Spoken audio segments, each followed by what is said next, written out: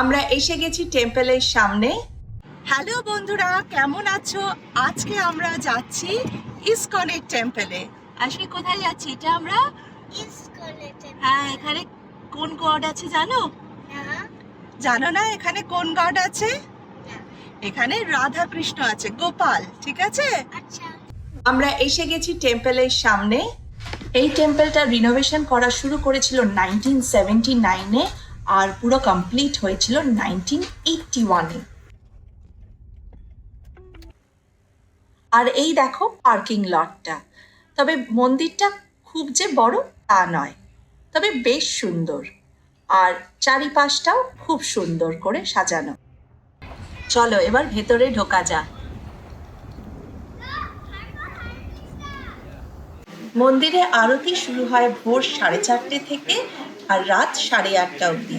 তবে এখন কোভিডের জন্য একটু টাইমটা চেঞ্জ করেছে। Supremely attractive couple, Radha and Kalachandji.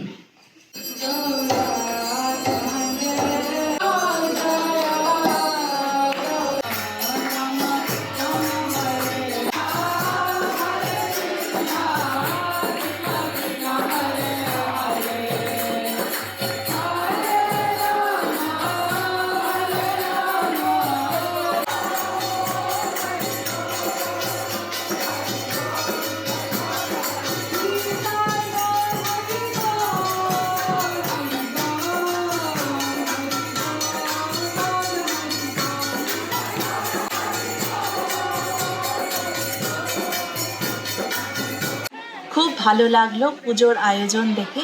এবার আমরা খাওয়ার জায়গায় চলে এসেছি। খাওয়ার জায়গায় লাইন পড়ে গেছে যথারীতি। প্রসাদ নিয়ে বসে পড়েছি আর প্রসাদটা বেশ ভালো ছিল। ইসকনের টেম্পলের মধ্যে একটা গিফট শপও রয়েছে, বেশ কালেকশন রয়েছে কিন্তু। ভগবদ গীতার বই নিয়ে নিয়েছি আর এখানে ওরকম প্রসাদও খেলাম, খুব ভালো ছিল প্রসাদটা। আর ডোনেশন দিয়ে এইগুলো নিয়ে নিয়েছি। এটা মিনি ভার্সন আর এটা পুরো বইটা আর কি, আর এটা সিডিটা। তো ডালাসের ইসকন টেম্পলটা খুব ভালো লাগলো আমাদের। আর এই ভিডিওটা যদি ভালো লেগে থাকে সাবস্ক্রাইব করুন, লাইক করুন আর অনেক শেয়ার করুন।